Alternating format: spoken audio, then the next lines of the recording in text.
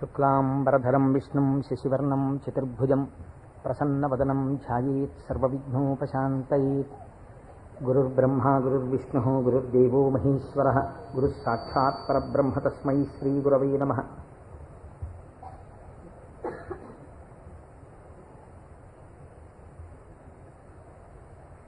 వ్యాసాయ విష్ణురూపాయ వ్యాసరూపాయ విష్ణవే నమో వై బ్రహ్మనిధయే వాసిష్ఠాయ నమో నమః. కూజంతం రామ రామేతి మధురం మధురాక్షరం ఆరుహ్య కవితాశాఖాం వందే వాల్మీకికోకిలం. శృతిస్మృతిపురాణానాం ఆలయం కరుణాలయం నమామి భగవత్పాదశంకరం లోకశంకరం. వాగర్ధావివ సంపృక్తౌ వాగర్ధప్రతిపత్తయే జగతః పితరౌ వందే పార్వతీపరమేశ్వరౌ. సూక్తిం సమగ్రయతున స్వయమేవ లక్ష్మీః శ్రీరంగరాజమహిషీమధురైకటాక్షైః. వైదగ్ధ్యవర్ణగుణగుంభనగౌరవైర్యాం కండూలకర్ణకుహరాः కవయోధయంతి. హైమోర్ధపుండ్రమజహన్మకుటం సునాసం మందస్మితం మకరకుండలచారుగండం బింబాధరం బహుళదీర్ఘకృపాకటాక్షం. శ్రీవేంకటేశముఖమాత్మని సన్నిధత్తాం మనోజవం మరుతతుల్యవేగం జితేంద్రియం బుద్ధిమతాం వరిష్టం. వాతాత్మజం వనరయూధముఖ్యం శ్రీరామదూతం శిరసా నమామి. ఆపదామపహర్తారం దాతారం సర్వసంపదాం లోకాభిరామం శ్రీరామం భూయో భూయో నమామ్యహం. సింధూరారుణ విగ్రహాం త్రినయనాం మాణిక్యమౌళిస్ఫురత్తారానాయకశేఖరాం స్మితముఖీం ఆపీనవక్షోరుహాం. పాణిభ్యాం అడిపూర్ణరత్నచషకం రక్తోత్పలం బిభ్రతీం సౌమ్యాం రత్నఘటస్థరక్తచరణాం ధ్యాయేత్ పరేదంబికాం. హరి ఓం. పరమేశ్వర స్వరూపమైన సభకి నమస్కారం. ఇది ఉత్తరాయణ పుణ్యకాలం. దక్షిణాయనం పూర్తయి మనం ఉత్తరాయణంలోకి ప్రవేశించాం. ఈ ఉత్తరాయణ పుణ్యకాలంలో శివనామం ఒక్కసారి పలికిన వారు ఎవరైనా ఉన్నారా అని గమనిస్తారట. అంత మహోత్కృష్టమైన కాలం. విశేషించి అదృష్టం ఏమిటంటే మనం ప్రతిరోజు ప్రదోష వేళలో ఈ ఉపన్యాసాన్ని ప్రారంభం చేస్తాం. ప్రదోష వేళ పార్వతీ పరమేశ్వరుల యొక్క అర్ధనారీశ్వర స్వరూపంగా శాస్త్రం భావన చేస్తుంది. అంత పరమ పవిత్రమైనటువంటి అసుర సంధ్య వేళలో సాక్షాత్తుగా శంకరుడు వృషభవాహనారూఢుడై ఈ భూమండలం మీద తిరుగుతూ శ్రీశైల పర్వతం మీద ఒక్కసారి దిగుతారట. అందుకే సంధ్యారంభ విజృంభితం శృతిశిరస్థానాంతరాధిష్ఠితం సప్రేమ భ్రమరాభిరామమసకృత్సద్వాసనాశోభితం భోగీంద్రాభరణం సమస్త సుమన పూజ్యం గుణావిష్కృతం సేవే శ్రీగిరి మల్లికార్జున మహాలింగం శివాలింగితం అంటారు. ఒక మద్ది చెట్టు నల్లుకున్నటువంటి మల్లెతీగని చూసినటువంటి శంకర భగవత్పాదులు పార్వతీదేవి చేత ఆలింగనము చేయబడిన పరమేశ్వర స్వరూపాన్ని శ్రీశైల పర్వత శిఖరముల మీద దర్శనం చేసినటువంటి మహోత్కృష్టమైన శ్లోకం అది. అటువంటి శివస్వరూపాన్ని మనం ప్రదోష వేళలో ప్రవచనంగా చేసుకునే ముందు శివపురాణం సామాన్యమైంది కాదు, చాలా పెద్ద గ్రంథం అది. అంత పెద్ద గ్రంథంలో మనకి ఉపయుక్తమైనవి ఉన్నాయి, చాలా జటిలమైనవి ఉన్నాయి. నిత్య జీవితంలో వాటిని అనుష్ఠానంలోకి తెచ్చుకోవడానికి అన్ని ఆశ్రమాలకి అలివి కానివి ఉన్నాయి. కనుక నేను అనుకున్నాను, శివాష్టోత్తర శతనామ స్తోత్రాన్ని ఉత్తరాయణ పుణ్యకాలం కనుక నేనేదో ప్రవచనం చేయడం కేవలం వినడం కాకుండా ప్రతిరోజు ఈ కార్డు పట్టుకుని వస్తే ప్రదోష వేళలో మనం ఇటువంటి దేవాలయంలో కూర్చుని చెప్పుకున్నటువంటి నామం 1,000,000 రెట్లు ఫలితం ఇస్తుంది. ఒక 30 రోజులో 40 రోజులో ఈ ప్రవచనాలు కొనసాగినప్పుడు మీరు ప్రతిరోజు ఈ నామాలు పలికారనుకోండి, 108 ఇంటూ 1,000,000 అంత నామం చేసినటువంటి ఫలితం మన ఖాతాలో ఈశ్వరుడు వేస్తాడు. దాని మీద వినడం శృణ్వం తపః, అది తపస్సు చేసినటువంటి ఫలితం అవుతుంది. ఉత్తరాయణ పుణ్యకాలంలో ఇంతకన్నా మనం చేసుకోగలిగినటువంటి మహద్భాగ్యం ఏముంటుంది? దీని మీద సుబ్రహ్మణ్యేశ్వర స్వామి వారికి ఇతపూర్వం నాకు తెలిసి కాకినాడ పట్టణంలో ఎన్నడూ జరగనంత అత్యద్భుతమైనటువంటి కార్యక్రమాన్ని మనం ఫిబ్రవరి 10, 11 తేదీలలో సుబ్రహ్మణ్యేశ్వర స్వామి వారి ఆవిర్భావము, తారకాసుర సంహారము, వల్లీ కళ్యాణము ఇవన్నీ శివపురాణాంతర్గతంగా వస్తాయి. ఇవన్నీ విన్న తరువాత 200 జంటలు పాలకావిళ్ళు ఎత్తి పట్టుకుని, కావిడి పట్టుకున్న వాళ్ళకి ఇంకా ఆచంద్రతారార్కం వంశాభివృద్ధి కోరికలు తీరుస్తానని పరమాత్మ ప్రకటించారు. ద్రవిడ దేశంలో అయితే కావిడి పట్టుకుని వెడుతుంటే సంతానము లేనటువంటి స్త్రీలు పడుకుని వారు దాటేటట్టుగా పడుకుంటారు. వారు దాటితే సుబ్రహ్మణ్యుడే దాటినట్టు. సంతానము కలగకుండా ఉన్నటువంటి ప్రతిబంధకము దానివల్ల తొలగిపోతుంది అని.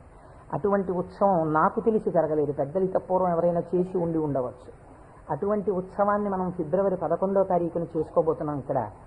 ఆ రోజున సుబ్రహ్మణ్య సంబంధంగా ఒక గొప్ప హోమం జరుగుతుంది. సుబ్రహ్మణ్యుడికి పాల కావిళ్ళు పట్టుకొచ్చిన కావిళ్లల్లో పాలతోటే అభిషేకం జరుగుతుంది. అదే రోజున స్వామివారికి సాయంకాలం వల్లీ కళ్యాణం జరుగుతుంది. బహుశా వల్లీ కళ్యాణం జరగడం అన్నది మనం చాలా తక్కువగా చూసాం. వల్లీ కళ్యాణం ఆ రోజు సాయంకాలం ఇక్కడ జరుగుతుంది. ఇది కాకుండా ఇంకా కొన్ని విశేష కార్యక్రమాలు ఇందులో మన జీవితాలు ధన్యమయ్యేటట్టుగా అనుసంధానం చేస్తాం. ఆయా ఘట్టాలు వచ్చినప్పుడు వాటిని మీకు ముందుగానే విజ్ఞాపన చేస్తాను. కనుక శివపురాణాన్ని మనం శివాస్తోత్ర శతనామ స్తోత్రంతో అనుసంధానం చేసుకుంటే ఈ ప్రవచనాలు అయిపోయిన తరువాత కూడా మీరు ఎప్పుడైనా ఇంటి దగ్గర కూర్చుని నామాలు చదువుకుంటుంటే మనస్సు తొందరగా రమిస్తుంది. ఎందుచేత అంటే శివో మహేశ్వర శంభు పినాకి శశిశేఖర అని చదవడం వేరు.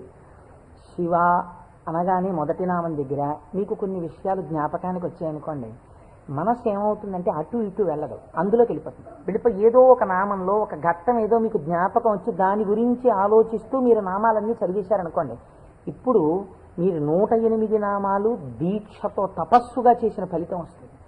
అది అర్థం తెలియకుండా చదువుతున్నారనుకోండి, మనస్సు చించలమై ఎక్కడికో వెళితే నామం చెప్పిన ఫలితం ఉంటుంది, కానీ మనస్సు లగ్నం కాదు.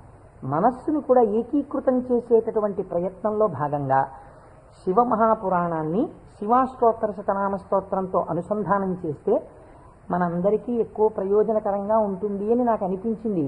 పైగా అందరూ చక్కగా ప్రదోష వేళలో శివనామం చెప్పేటటువంటి అదృష్టాన్ని పొందుతారనిపించింది. నేను అంటాను, మీరు కూడా అనండి.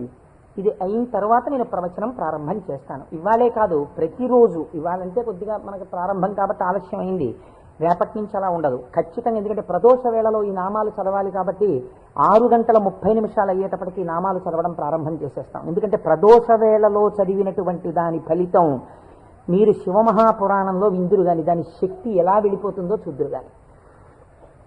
ధ్యాన శ్లోకం చెప్పండి. ధవళవపుషమిందోర్ మండలే సన్నివిష్టం భుజగవలయహారం భస్మదిగ్ధాంగమీశం మృగయ పరశుపాణిం చారు చంద్రార్ధమౌళిం హృదయ కమల మధ్యే సంతతం చింతయామి. శివో మహేశ్వర శంభు పినాకీ శశిశేఖర వామదేవో విరూపాక్ష కపర్దీ నీలలోహిత శంకర శూలపాణిశ్చ ఖట్వాంగీ విష్ణువల్లభ శిపి విష్ణోంబికానాథ. శశి విష్ణు కాదండి, అది పొరపాటు పడింది. శిపి విష్ణోంబికానాథ శ్రీకంఠో భక్తవత్సల భవశర్వస్త్రిలోకేశ శితికంఠ శివాప్రియ ఉగ్రకపాలీ కామారీ అంధకాసురసూదన గంగాధరో లలాటాక్ష కాలకాల కృపానిధి భీమః పరశుహస్తశ్చ మృగపాణిర్జటాధరః కైలాసవాసీ కవచీ కఠోరస్త్రిపురాంతకః వృషాంకో వృషభారూఢో భస్మోద్ధూళిత విగ్రహః సామప్రియః సర్వమయః త్రైమూర్తిరనీశ్వరః సర్వజ్ఞ పరమాత్మా చ సోమసూర్యాగ్నిలోచనః హవిర్యజ్ఞమయః సోమః పంచవక్త్రః సదాశివః విశ్వేశ్వరో వీరభద్రో గణనాథ ప్రజాపతిః హిరణ్యరేతా దుర్ధర్షో గిరీశో నగః భుజంగభూషణో భర్గో గిరిధన్వీ గిరిప్రియః కృత్తివాసాః పురారాతిః భగవాన్ ప్రమదాధిపః మృత్యుంజయః సూక్ష్మతనుః జగద్వ్యాపీ జగద్గురుః వ్యోమకేశో మహాసేనః మహాసేన జనకశ్చారు విక్రమః రుద్రో భూతపతిస్థాణుః అహిర్భూజ్ఞో దిగంబరః అష్టమూర్తిరనేకాత్మా సాత్విక శుద్ధ విగ్రహః శాశ్వత ఖండపరశుః అజపాశ విమోచకః మృఢ పశుపతిర్దేవో మహాదేవో వ్యయో హరిః పూషదంతభిదవ్యగ్రో దక్షాధ్వర హరోహరః భగనేత్రభిదవ్యక్తః సహస్రాక్షః సహస్రపాత్ అపవర్గప్రదోనంతః తారక పరమేశ్వరః ఏవం శ్రీశంభుదేవస్య నామ్నామస్తోత్తరం శతం. శ్రీశివాష్టోత్తరశతనామస్తోత్రం సమాప్తం.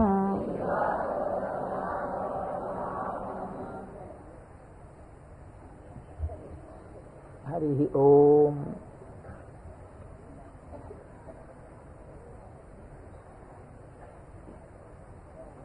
శివ అన్న శబ్దమే చాలా గొప్పది. ఈ శివాష్టోత్తర శతనామస్తోత్ర ప్రారంభం కూడా శివశబ్దంతో ప్రారంభమైంది. ఆ పురాణము కూడా శివ మహాపురాణము అని శివశబ్దంతో ప్రారంభమైంది. శివశబ్దాన్ని అమరకోశం వ్యాఖ్యానం చేసింది. అమరకోశం అంటే మనకి సాధికారికమైనటువంటి గ్రంథము. చిత్రం ఏమిటంటే దాన్ని రచించినటువంటి వారు జైనుడు.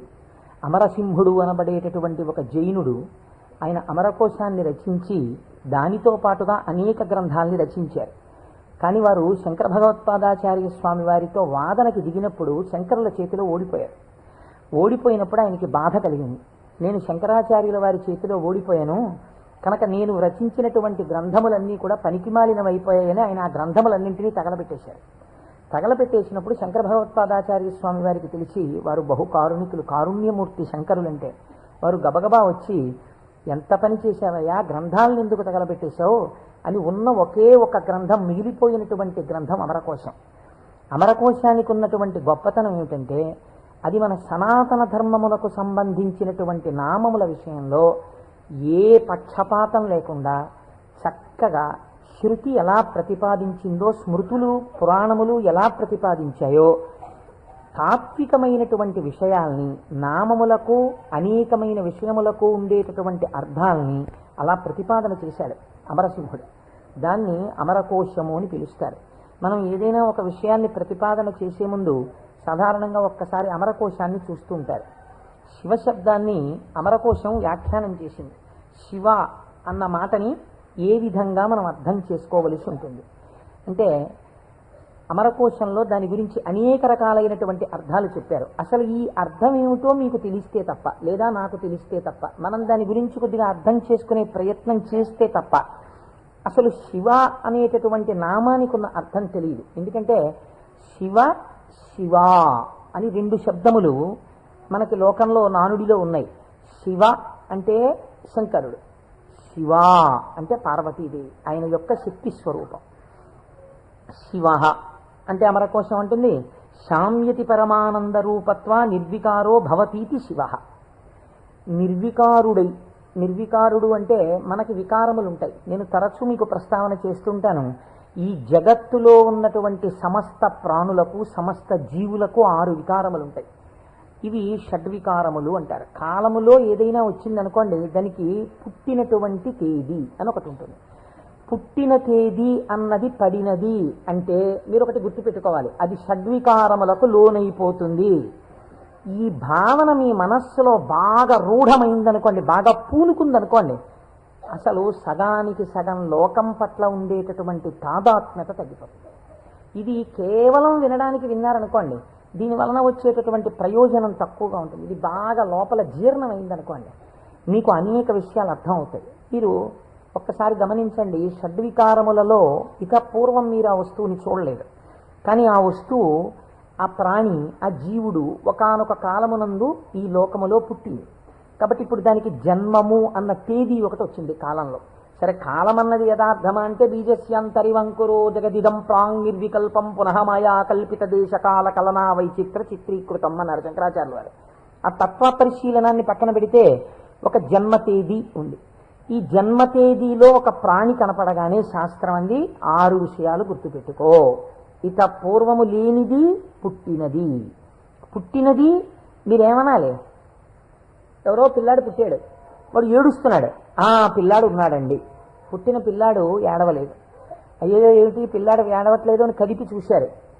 కదిపి చూస్తే డాక్టర్ గారు వచ్చారు, స్టెప్ పెట్టారు, ఊపిరి తీయట్లేదు, నల్లగా అయిపోయి ఉన్నాడు. అయ్యో అమ్మా, నీకు మృత శిశువు జన్మించాడు అన్నారు. కాబట్టి పుట్టినది. అసలు రెండో వికారం ఉంటుంది, ఉన్నది భవతి అనగా ఈ లోకములోకి వచ్చినప్పుడు అది ఉన్నది. అసలు ఉన్నది అని మీరు అనాలంటే అక్కడే శివ శబ్దం ప్రారంభం, మంగళత్వం. ఉన్నది. ఉన్నది అలాగే ఉండాలా? అలా ఉండదు, పెరగాలి. పెరిగినది. పెరిగినది పెరుగుతూ వెళ్ళిపోతుందా? నేనున్నాను, ఎవరి మీదో ఎందుకు పెట్టి చెప్పాలి? కోటేశ్వరరావు అనబడేటటువంటి ఈ శరీరం ఒక డేటు, ఈ డేట్ చెప్తే ఏమవుతుందంటే అదో పుట్టినరోజు అనుకుని చాలా మంది పాపం ఇచ్చేసి చాలా అల్లరి చేస్తున్నారు. అందరూ భయం వేస్తుంది నాకు ఆ డేట్ చెప్పడానికి. ఏదో 14/7/1959కి ముందు ఈ శరీరం లేదు. 14/7/1959లో ఈ శరీరం వచ్చింది. కాబట్టి ఈ శరీరం వచ్చినది ఉన్నది, ఏడిచింది అమ్మ కడుపులోంచి వచ్చి. అలాగే ఉందా? మా అమ్మ కడుపులోంచి వచ్చినప్పుడు ఎలా ఉన్నానో అలా ఉన్నానా? పెరిగినది. అబ్బో, ఎంత ధ్వజస్తంభం అంత పెరిగిపోయింది ఈ శరీరం. పెరిగినది. ఇది ఇలా పెరుగుతూ ఉంటుందా? ఉండదు, తరిగినది. మీరు నన్ను ఒక 20 సంవత్సరాల తర్వాత చూశారనుకోండి, ఇది తరిగిపోతుంది. ఈ శరీరం వడిలిపోయి క్షీణించిపోవడం ప్రారంభమైపోతుంది. తరిగినది. తర్వాత ఆయనేనా అనవలసి వస్తుంది, మార్పు చెందినది. బాగా క్షీణించిపోయి ఇప్పుడున్నంత శరీరం ఉండదు. అయ్య బాబోయ్, అప్పుడు ఎంత ఉండేవారండి మనిషి, ఈయన అటుకంత అయిపోయారండి అంటాం. కాబట్టి మార్పు చెందినది, తరిగినది. ఇంకా కొంతకాలం అయిపోయిన తర్వాత నశించిపోయినది. ఇది శరీరం అంత్యేష్టి సంస్కారం చేయబడిపోతుంది. కాబట్టి ఈ 6 వికారములు సమస్త ప్రాణులకు ఉండి తీరుతాయి. జన్మ తేదీ ఉన్నది, చిట్ట చివరి వికారమునకు కూడా సమయం ఉన్నది. ఈ మధ్యలో ఈ 6 వికారములు నడుస్తుంటాయి. ఈ 6 వికారములన్నవి లేనిది ఎవరైనా ఉన్నదా? ఉన్నది. అలా ఉన్నదేదో అదే శివ. అది కాలములో పుట్టలేదు, కాలములో పెరగలేదు, కాలములో ఉండలేదు, కాలములో తరగదు, కాలములో నశించదు. ఎవరి నుండి వచ్చినదో, ఎవరి ఎందు పెరిగినదో, ఎవరి ఎందు లయించిపోతున్నదో వాడు మాత్రం అలా ఉండిపోతున్నాడు. మేకలు వేయింజన్నను భాసురముగనొక్క కోటి పర్ణం బెక్కున్, ఆ కోతులు వేయింజన్నను కోకోయని కొంకినక్క కోయని కూర్చొని అంటారు జానపదులు. అందరూ వస్తారు, వెళ్ళిపోతాయి లోకాలన్నీ. చిట్ట చివరికి వెళ్ళిపోయిన లోకాలన్నీ ఎవరిలోకి వెళ్ళిపోయాయి? వాడు లయించిపోతాడా? వాడు లయించిపోడు. వాడిలోకి అన్నీ వెళ్ళిపోయి వాడు ఉండిపోతున్నాడు. అలా ఉండిపోయిన వాడెవడు? వాడు పరబ్రహ్మము. వాడికి శాశ్వతుడు, వాడికి కదలిక లేదు. వాడు ముందున్నాడు, చివరా ఉన్నాడు. అలా ఉన్నవాడెవడో వాడు నిర్వికారుడు. వాడికి వికారములు లేవు. వాడికి వికారం లేదు కాబట్టి వాడు ఎలా ఉంటాడు?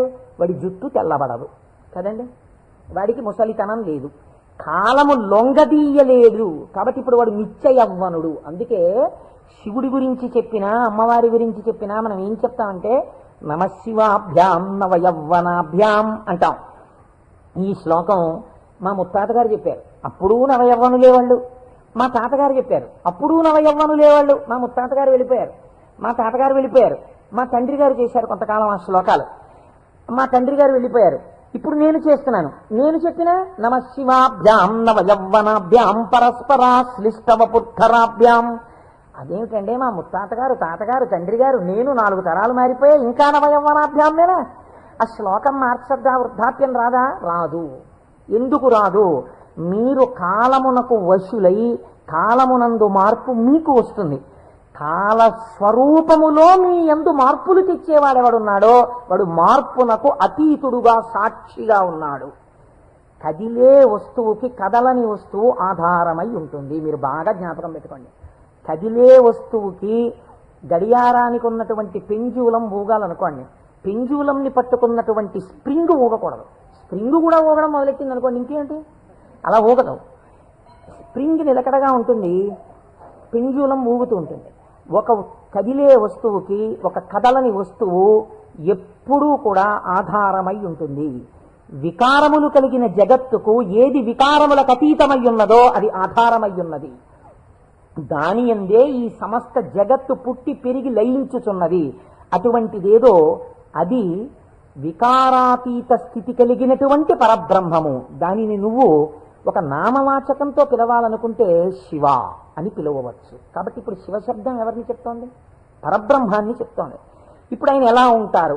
నిర్వికారమై నిరంజనమై. ఇదే కదండి శివకవచం మాట్లాడుతుంది పూర్వభాగంలో. ఆయన యొక్క స్థితిని ఆయన ఎలా నిర్వికారుడై ఉంటాడో చెప్తుంది. ఇటువంటి పరమాత్మ స్వరూపం మీ కన్నులకు కనపడుతుందా? వికారము పొందుతున్న జగత్తు మీకు కనపడుతుంది, కానీ వికారములు పొందుతున్నటువంటి జగత్తుకి తను ఆధారముగా ఉన్నవాడు మీకు కనపడతాడా? కనపడడు. ఈయనకి ఒక రూపం తీసుకొచ్చి చూస్తే ఎలా ఉంటాడు అంటే, అమరకోశంలో ఎంత అందంగా మాట్లాడాడో చూడండి. అమరసింహుడు పరమానంద రూపత్వ, ఆయన పరమానందమును పొందుతూ ఉంటాడు. ఎందుకని? మన అందరికీ సుఖ దుఃఖాలని ద్వంద్వాలుంటాయి, ఎప్పుడూ ఆనందంతో ఉండం. ఆయనకి వికారాలు ఏమీ లేవు, అందుకని ఆయన ఎప్పుడూ పరమానందంతో ఉంటాడు. ఎక్కడుంది పరమానందం? బయట ఉన్న వస్తువుల వల్ల ఆనందం కాదు, లోపలే ఉంది ఆనందం. ఆ ఆనందంతో తన్మయాన్ని పొందుతూ ఉంటాడు. అది నోటితో చెప్పడం కుదరదు. ఇప్పుడు ఎలా చెప్పాలి అంటే, పద్మాసనం వేసుకుని చేతులు రెండు ఇలా పెట్టుకుని కన్నులు ఇలా అరమోట్పు కన్నులతో ఉండి తనలో తాను రమిస్తూ కనపడుతుంటాడు. శంకరుడి యొక్క ఫోటో మీరు చూశారనుకోండి, చూస్తే ఆయన అరమోట్పు కన్నులతో కూర్చుని సంతోషంతో ఆనందంతో ఉన్నట్టుంటాడు. ఇందులో ఇంకా లోకరక్షణ హేతువుగా అభయముద్ర పట్టినట్టుగా ఉంది. ఆయన అరమోట్పు కన్నులతో ఆనందంతో రమించిపోతున్నట్టుగా ఉంటుంది శివస్వరూపం. అంటే ఘనీభవించినటువంటి ఆనంద స్వరూపమే పరమాత్మ యొక్క స్వరూపం. పరమాత్మ నిత్యానందము ఏది ఉన్నదో దాన్ని రాశీభూతం చేస్తే అదే శివ. కాబట్టి ఇప్పుడు పరమాత్మ యొక్క స్వరూపమేమి? ఆనంద ఘనమే పరమాత్మ. కాబట్టి ఇప్పుడు ఆయన అన్ని వికారములకు అతీతుడై తనలో తాను రమించిపోతూ ఆనందపడిపోతూ ఉండేవాడెవరో, కదలిక ఉండదు ఇంకా మనస్సులో, అన్ని అరికట్టి లోపల ఉన్నటువంటి ఆనందంతో తాను కలిసిపోయి తానే చిదానంద రూపుడై ఉంటాడు. దీనికి మీకు పోలిక చెప్పాలంటే ఒక్కటి కుదురుతుంది. మనం కదులుతున్నటువంటి తరంగములు కలిగిన సరోవరాలం. మీరు చూడండి, అందుకే నిద్ర లేవగానే ఏది ప్రారంభం అవుతుంది పనిచేయి మీకు ప్రారంభంలో. నిద్ర లేచారు అనగానే, నిద్ర లేవడం అంటే ఏమిటో తెలుసా అండి? శరీరం లేవడం కాదు. ముందు ఏది లేస్తుందో తెలుసా? పరమాత్మతో రమిస్తున్నటువంటి మనస్సు విడివడుతుంది. విడివడి అది సంకల్ప వికల్ప సంఘాతం. అది వెంటనే ఒక ఆలోచన మొదలెడుతుంది. మొదట ఆలోచన ఏంటి? తెల్లవారిపోయింది. ఈ తెల్లవారిపోయిందన్న మొట్టమొదటి ఆలోచన అది చెయ్యగానే నిర్మలంగా ఉన్నటువంటి నీళ్ళ దగ్గరికి వెళ్ళి మీరు ఒక చిన్న రాయి తీసుకుని ఇలా వేశారనుకోండి, అదేం చేస్తుందంటే ఇలా ఒక తరంగం కదులుతుంది. కదిలి అలా వెడుతుంది. ఇది ఒక్కటే వెళ్ళదు, ఇది వెడుతూ ఇంకో తరంగాన్ని తయారు చేస్తుంది, ఇంకో తరంగాన్ని తయారు చేస్తుంది. అలా కదులుతూ తరంగాలుగా ఒక కదలిక రాగానే ఇంకో కదలిక వస్తుంది. తెల్లవారిపోయింది, ఇవాళే నువ్వు శివమహాపురాణం మొదలెట్టాలి, ఇవాళే నువ్వు ఫలానా వాళ్ళ ఇంటికి వెళ్ళి ఒక్కసారి ఆశీర్వచనం చెయ్యాలి, చూసావా తెల్లవారిపోతుంది గబగబా సంధ్యావందనం చెయ్యాలి. ఒకదాని వెనక ఒకటి సంకల్పాలు వచ్చేస్తాయి. ఇవి సుఖములకు దుఃఖములకు కూడా హేతువులు అవుతుంటాయి. ఈ సంకల్పాతీతుడై సంకల్పములు దేనిలోంచి పుడుతున్నాయో అది తానై నిరంజన స్వరూపమై ఆనంద ఘనమై కూర్చున్నవాడెవరో వాడు పరమాత్మ, వాడు శంకరుడు. కాబట్టి శివుడు ఆయన ఇక్కడే సమస్తాన్ని చూస్తుంటాడు. అటువంటి ఆనంద ఘనమునకు శివ అని పేరు. ఇప్పుడు దీనివల్ల మీకేం తెలుస్తోంది? మనుష్య జన్మ యొక్క చిట్ట చివరి ప్రయోజనం ఏమి? ఆ ఆనందము మీరే అగుట. అటువంటి ఆనంద స్వరూపులుగా మీరు మారడమే మనుష్య జన్మ యొక్క ప్రయోజనం. దానికే మోక్షము అని పేరు. కాబట్టి ఇప్పుడు అటువంటి మోక్ష స్థితిని పొందాలనుకున్న వాళ్ళకి ఎవరు ఆరాధ్య దైవము? శివుడే. కాబట్టి శివయోగోధ్యేయ శివంకర. కాబట్టి ఏమండి మీరు చెప్పింది బాగుంది, కానీ మేము గృహస్థాశ్రమంలో ఉన్నాం కదా, మాకు భార్య బిడ్డలు ఉన్నారు కదా, మాకు సంకల్పాలు ఏవి వద్దు అని మేమందరం కూడా ఇలా ముక్కు మూసుకుని లేచిన దగ్గర నుంచి ఏదో సంధ్యావందనం చేసుకుని ఒక పూజా మందిరంలో ఇలా కూర్చుండిపోతే, మనస్సుని అంతర్ముఖం చేసే ప్రయత్నం చేస్తూ ఏదో లోపల ఉన్నటువంటి ఆ వస్తువుని కనిపెట్టే ప్రయత్నం చేస్తూ మేము ఉండిపోతే నా భార్య పరిస్థితి ఏమిటి, నా పిల్లల పరిస్థితి ఏమిటి? అసలు మరి గృహస్థాశ్రమంలో ఉండి కొన్ని కోరికలంటూ ఉంటాయి కదా, మరి తప్పదు కదా. అప్పుడు ఈ స్వరూపాన్ని పట్టుకుంటే ఉపయోగమే ఉండదా? ఆయన ఇంకేమీ అలా కోరికలు తీర్చడాలు అలా ఏమి ఉండవా? కేవలం ఆనందం మోక్షం ఇంతేనా పరిస్థితి? కాదు కాదు. అమరకోశం అంది వెంటనే మండి, శేరతే సజ్జన మనాం స్మస్మిన్నితిగా, ఈయన యందు సజ్జనుల యొక్క మనస్సు రమించుచుండును. ఈ మాటని మీరు చాలా గట్టిగా పట్టుకోవాల్సి ఉంటుంది. మీకు చూడండి, నేను ఇంతకన్నా మీకు ఉదాహరణ చెప్పడానికి సాధ్యం కాదు. ఇంకా వంటింట్లో ఒక పంపు ఉంటుంది, బాత్రూంలో ఓ పంపు ఉంటుంది, వరండాలో ఒక పంపు ఉంటుంది వాష్ బేసిన్ దగ్గర. మీకు ఇంకా అవసరం అనుకున్నారనుకోండి, ఏదో మీరు భోజనాలు చేసే గదిలో చేతులు కడుక్కోవడానికి ఒక పంపు ఉంటుంది. ఇన్ని పంపుల్లోనూ మీకు ఏకకాలమునందు ఎక్కడ విప్పినా నీళ్లు రావాలనుకోండి, ఏది నింపాలి? ఏ పంపు గొట్టంలో నీళ్లు పోస్తారా? ఓవర్ హెడ్ వాటర్ ట్యాంక్లో నీళ్లు పోస్తారు. ఓవర్ హెడ్ వాటర్ ట్యాంక్లో నీళ్లు పోస్తే అన్ని పంపుల్లోనూ నీళ్లు వచ్చినట్టు శివస్వరూపాన్ని పట్టుకుంటే అది ఏ రూపంగా, ఏ రకంగా, ఏ విభూతితో, ఏ లక్షణంతో, ఏ గుణంగా మీ మనస్సు ఇష్టపడిన ఏ విధానంగా ఒక్కదాన్ని మీరు పట్టుకుని రమించిపోవడం ప్రారంభించినా అది మీకు కావలసిన సమస్తాన్ని ఇస్తుంది. అలా ఇవ్వగలదు. దానికి ఆ శక్తి ఉన్నది. అది మిమ్మల్ని కాపాడుకుని వస్తుంది. మీరు చూడండి, గొడుగు ఒక్కటి ఇలా పట్టుకున్నారండి, ఇలా గొడుగు పట్టుకుని వెళ్ళిపోతున్నారు. ఇలా గొడుగు పట్టుకు వెళ్ళిపోతుంటే బయట మంచి ఎండ కాసింది. ఇప్పుడు ఆ గొడుగు మిమ్మల్ని రక్షిస్తుందా, రక్షించదా? రక్షిస్తుంది. మీరు వెళ్ళిపోతుండగా మంచి మబ్బు పట్టి వాన ప్రారంభమైంది. గొడుగు రక్షిస్తుందా, రక్షించదా? రక్షిస్తుంది. వాన తగ్గిపోతోంది, ఇంకా కొద్దిగా ఎండ వస్తే బయలుదేరదాం అనుకుని మీరు చెట్టు కింద నించున్నారు. ఒక పక్షి పై నుంచి రెట్ట వేసింది. మీ మీద పడకుండా గొడుగు రక్షిస్తుందా, రక్షించదా? రక్షిస్తుంది. ఒక గొడుగు మీకు శీతలము నుండి, ఉష్ణము నుండి, జలధార నుండి, పచ్చి రెట్ట నుండి ఇన్నిటి నుంచి కాపాడినప్పుడు పరమాత్మని పట్టుకున్న వాడి కోరికలు కూడా అన్ని భంగులా తీరుతాయి. మీకు ఏది కావాలో అది వాడు ఇవ్వగలడని మీరు ఎలా అనుకోవట్లేదు? అచేతనమైన ఒక గొడుగు మీకు ఇన్నింటిని ఇవ్వగలిగినప్పుడు మీరు పట్టుకున్న పరమాత్మ మీకు ఏది అవసరమో అది మీకు ఇవ్వడని మీరు ఎలా అనుకుంటున్నారు? మీకు ఏది కావాలో మీరు అడగక్కర్లేకుండా మీకు తీరుస్తాడు. అది గొప్ప. మీరు శాస్త్రంలో ఒక మర్యాద తెలుసుకోవాలి. మీరు అడిగితే ఇచ్చినవాడు గొప్పవాడు కాదండి. మీరు వెళ్ళి అడిగారనుకోండి, వెంటనే మీరు జీవితంలో చాలా దిగజారిపోయినట్లయిపోతుంది.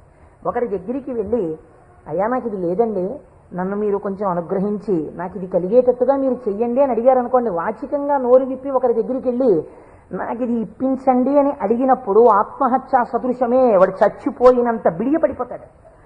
ఎవరు శీలమున్నవాడు బెంగ పెట్టుకుంటాడు. నోరు విప్పి అడగడమా, వెళ్ళి నాకు ఇది ఇవ్వండి అని ఎలా అడగను అంటాడు.